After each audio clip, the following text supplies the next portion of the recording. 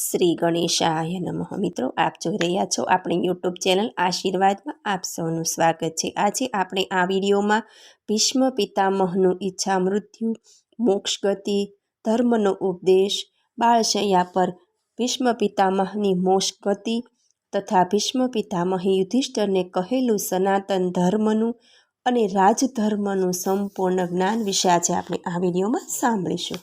જો આપને મારો વિડીયો પસંદ આવે તો લાઈક કરજો, શેર કરજો અને પહેલીવાર જો આ વિડીયો આ ચેનલમાં જોઈ રહ્યા હોય તો સબસ્ક્રાઈબ કરજો, જેથી મારા નવા વિડીયોની માહિતી તુરંત આપ સુધી પહોંચે. ભીષ્મ પિતામહના ઈચ્છા મૃત્યુનું રહસ્ય. પાંડવો અને કૌરવો વચ્ચે મહાભારતનું ધર્મયુદ્ધ 18 દિવસ સુધી ચાલ્યું. કુરુક્ષેત્રના આ યુદ્ધમાં અનેક મહારથીઓ હતા, પણ એકે ભીષ્મને હરાવી શકે તેવા ન હતા. એકમાત્ર કૃષ્ણ જ એવા હતા કે જે ભીષ્મને હરાવી શકે, પણ કૃષ્ણએ યુદ્ધમાં હથિયાર ન ઉપાડવાની પ્રતિજ્ઞા કરી હતી. હવે કૌરવો સેનાપતિ ભીષ્મને હરાવવાની સમસ્યા ઊભી થઈ. કરવું શું? પાંડવો, તેમાં ખાસ કરીને અર્જુને ચિંતા થવા લાગી.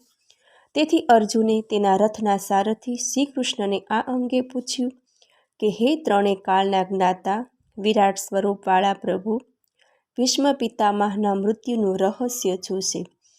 એનો પરાજય કેવી રીતે કરી શકાય? શ્રી કૃષ્ણે કહ્યું કે હે ધનંજય, યુદ્ધનો આજે 10મો દિવસ છે. તમે પાંડવો ભેગા મળી તેમની પાસે જાઓ, તેમના પરાજયનું કારણ જાણો. તે તમને હણશે નહીં એવી પૂર્વ શરતથી અધર્મી એવા પાંડવોના સેનાપતિ બન્યા છે, તેમને વિનંતી કરો. યુધિષ્ઠિરની સૂચના પ્રમાણે શ્રી કૃષ્ણ આગેવાની હેઠળ પાંડવો ભીષ્મ પિતામહ પાસે ગયા. તેમણે પૂછ્યું કે હે હસ્તિનાપુરની ધરોહર, ભીષ્મ પિતામહ, ન છૂટકે અધર્મનો તમે પક્ષ લઈ યુદ્ધમાં મારી સામે ઊભા છો. તે અમારા માટે ચિંતા ઉપજાવે છે. આપના મૃત્યુનું રહસ્ય શું છે તે આપ મને જણાવો. ભીષ્મ પિતામહે હસતા હસતા પોતાના મૃત્યુનું રહસ્ય જણાવતા, પોતાના જીવનનો ઘટનાક્રમ વર્ણવતા જણાવ્યું કે હે પાંડુપુત્રો, મારા પિતા શાંતનુ હસ્તિનાપુરના રાજા હતા. મારી માતા ગંગાનો પિતા શાંતનુ સાથે મેળાપ થયો. મારી માતાનું હું 8મું સંતાન વસુ સ્વરૂપે હતો. મારી માતાએ મને બૃહસ્પતિ પાસે 4 વેદ તથા ધનુર્વેદ ભણાવ્યા. દેવોના રાજા ઇન્દ્રએ પોતાના અસ્ત્ર શસ્ત્ર આપ્યા. ભગવાન વિષ્ણુના 6ઠા અવતાર ભગવાન પરશુરામે મને ધનુર્વિદ્યા શીખવી.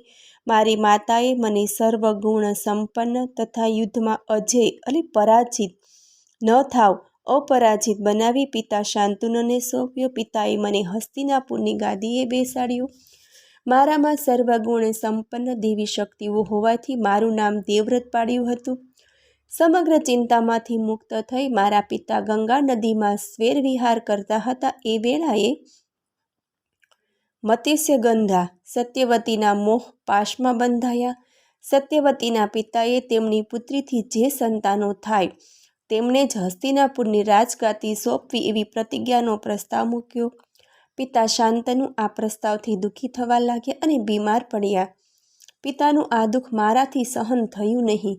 તો હે પાંડુપુત્રો, એ વેળાએ મારામાં અપાર દેવી શક્તિ પ્રગટી. પિતાની સુખાકારી માટે મેં સત્યવતીના પિતા નિષાદરાજને વચન આપ્યું અને પ્રતિજ્ઞા કરી કે હું આજીવન બ્રહ્મચારી રહીશ.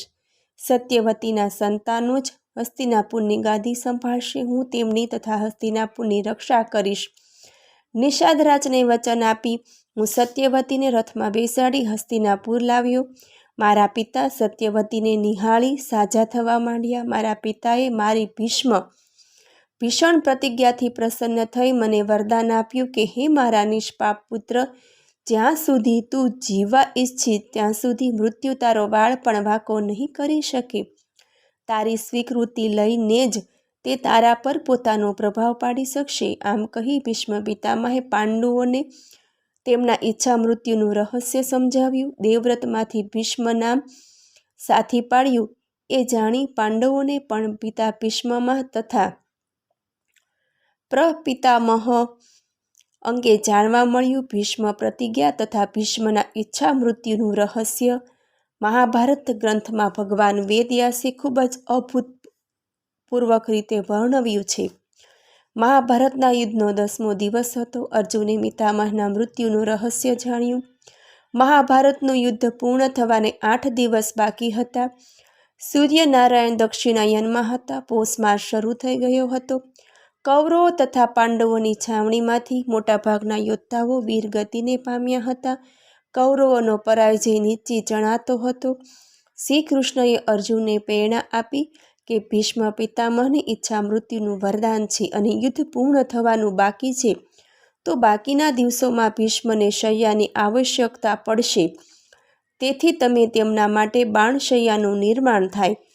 અર્જુનના બાણોથી ભીષ્મ પિતામહ બાળશૈયા પર ઈચ્છા મૃત્યુને ભેટવા સૂતેલા હતા. તેમની મોક્ષગતિ પૂર્ણતાને આરે હતી. અર્જુન પિતામહને બાણશૈયા પર સુડાવી તેમની સેવામાં બેસી ગયો. ત્યાં બાળગંગા પ્રગટ કરીને પિતામહની તૃષા છીપાવી. પિતામહે મૌન ધારણ કર્યું છે. શ્રી કૃષ્ણ અને અર્જુન ભીષ્મ પાસે આવ્યા. ભગવાન વ્યાસ, મહર્ષિઓ, કૃપાચાર્ય, ઋષિમુનિ મંડળીઓ બાણશૈયા પર સૂતા ભીષ્મને ચારે બાજુ વીંટળાઈને બેસી ગયા. ત્યાર પછી શ્રીકૃષ્ણે વાતનો આરંભ કર્યો કે પિતામહ, બાળોના પ્રહારથી બાળશૈયા પર સૂવાનું કષ્ટ સહન કરવું પડતું નથી ને? તમને દુઃખ તો નથી લાગતું ને? કેમ કે માનસિક દુઃખથી શારીરિક દુઃખ વધારે પ્રબળ હોય છે. શરીરમાં જો એક કાંટો ભોંકાઈ જાય તો તે ભારે કષ્ટ આપે. ત્યારે તમે તો બાળોના સમૂહ પર રહ્યા છો, તો તેની વેદના તો શું કહેવાના? તેમ છતાં તમારા વિશે આવી વાત કરવી ન જોઈએ, કેમ કે તમે જાણો છો કે પ્રાણીઓના જન્મ મરણ થતા રહે છે. તેથી આ કષ્ટને દેવનું વિધાન સમજી તમે ગભરાઓ એવા નથી. તમે ત્યાં દેવતાઓને જ્ઞાન આપો તેટલા મહાન જ્ઞાની છો. ભૂત, ભવિષ્ય અને વર્તમાન બધું જ તમને દ્રષ્ટિગોચર છે. શ્રી કૃષ્ણે વધુમાં કહ્યું કે હે તાત, તમારું અખંડ બ્રહ્મચર્ય તથા તમારી ભીષ્મ પ્રતિજ્ઞા ચિરંજીવી રહેશે.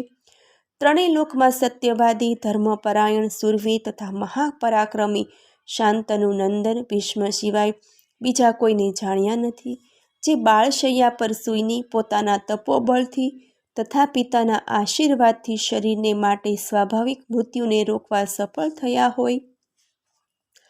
કૃષ્ણની આવી વાણી સાંભળી બાણશૈયા પર સૂતા ભીષ્મે સહેજ માથું ઊંચું કર્યું અને 2 હાથ જોડી શ્રી કૃષ્ણની સ્તુતિ કરી. ભીષ્મએ કહ્યું, વાસુદેવ, તમારા દર્શનથી મારા શરીરની બળતરા, મનનો ઠાક, મોહ, વ્યાકુળતા વગેરે દૂર થઈ ગયા છે. જનાર્દન, તમારી પ્રેરણાથી ધર્મ અંગેનું જ્ઞાન હું પામી ગયો છું. હું દેશ, જાતિ, કુળના ધર્મોને જાણું છું. મારી આ સ્થિતિ, પ્રજ્ઞ અવસ્થા તથા ઉપદેશ આપવા લાયક બુદ્ધિનો પ્રવેશ મારી આ બાળશૈયાને શોભાવે છે.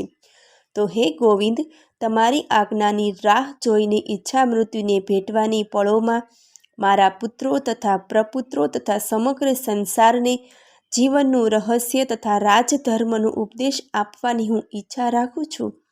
મારા જ્યેષ્ઠ યુધિષ્ઠિરને પ્રશ્નો પૂછવા માટે હું કહું છું. તો હે યોગેશ્વર, તમારી આજ્ઞાથી યુધિષ્ઠિરને મારી પાસે મોકલો. યુધિષ્ઠિરે ભીષ્મને પ્રશ્ન કર્યો કે હે પિતામહ, ધર્મના જ્ઞાતા એવું માને છે કે રાજાનો ધર્મ શ્રેષ્ઠ છે. તેથી મને રાજધર્મનો આપ ઉપદેશ આપો. રાજાના ધર્મોમાં ધર્મ, અર્થ, કામ અને મોક્ષ બધાનો સમાવેશ થાય. જેમ ઘોડાને કાબૂમાં રાખવા માટે લગામ અને હાથીને વશ રાખવા માટે અંકુશ છે, તેવી રીતે સમસ્ત સંસારને મર્યાદામાં રાખવા માટે રાજધર્મ દોરડાનું કામ કરે છે.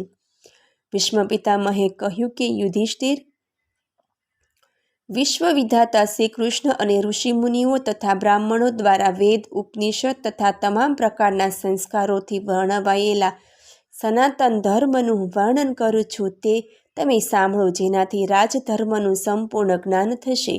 ભીષ્મએ કહ્યું કે હે રાજન, રાજાએ સર્વપ્રથમ પ્રજાને પ્રસન્ન રાખવી આવશ્યક છે. રાજાએ વિજય માટે હંમેશા પુરુષાર્થ કરવો, સત્યપરાયણ રહેવું, તેણે મન પર કાબૂ રાખવો.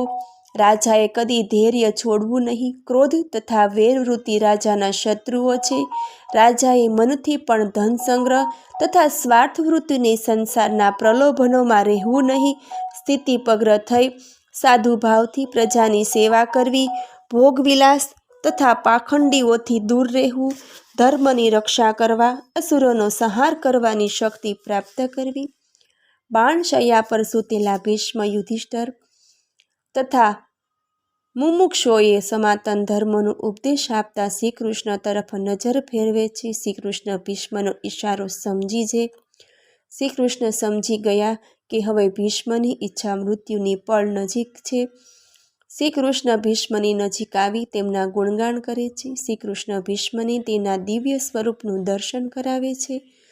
શ્રીકૃષ્ણએ કહ્યું કે હે પુરુષ શ્રેષ્ઠ ભારત, તમે મારા ભક્ત છો, તમે સરળ સ્વભાવના છો, તમે જીતેન્દ્રિય, તપસ્વી, સત્યવાદી, જ્ઞાની તથા પરમ પવિત્ર છો.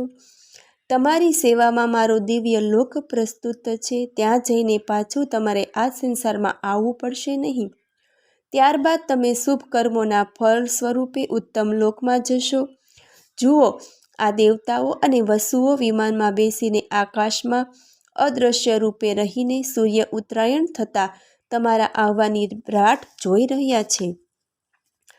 શ્રીકૃષ્ણના દર્શન કરતાં કરતાં બાળશૈયા પર સૂતેલા ભીષ્મ શ્રીકૃષ્ણના વિરાટ સ્વરૂપ, જેના દર્શન માત્ર અર્જુનને થયા હતા, તે નિહાળી શ્રીકૃષ્ણનું ધ્યાન ધરે છે. યુદ્ધ મધ્યે અર્જુને ઉપદેશના કહેલા વચનોનું સ્મરણ કરે છે.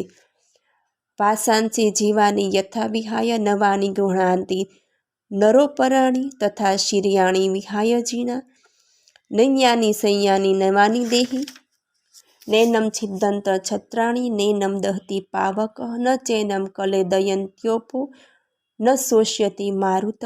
અંતે ભીષ્મ પિતામહ માતા ગંગાજીનું સ્મરણ કરી શ્રીકૃષ્ણ શરમ મમનના મંત્રોચ્ચારથી આદ્યશક્તિ મા ભગવતીના તેજોમય સ્વરૂપમાં સૂર્યનારાયણના ઉત્તરાયણના દિવસે પૌષ માસ મોક્ષ માસમાં મોક્ષ ગતિના માર્ગે બ્રહ્મલીન થયા. મને સાંભળવા બદલ ધન્યવાદ. જો આપને મારો વિડીયો પસંદ આવે તો લાઈક કરજો, શેર કરજો અને પહેલીવાર જો આ વિડીયો આ ચેનલમાં જોઈ રહ્યા હોય તો સબસ્ક્રાઈબ કરજો, જેથી મારા નવા વિડીયોની માહિતી તુરંત આપ સુધી પહોંચે. ધન્યવાદ. જય શ્રી કૃષ્ણ.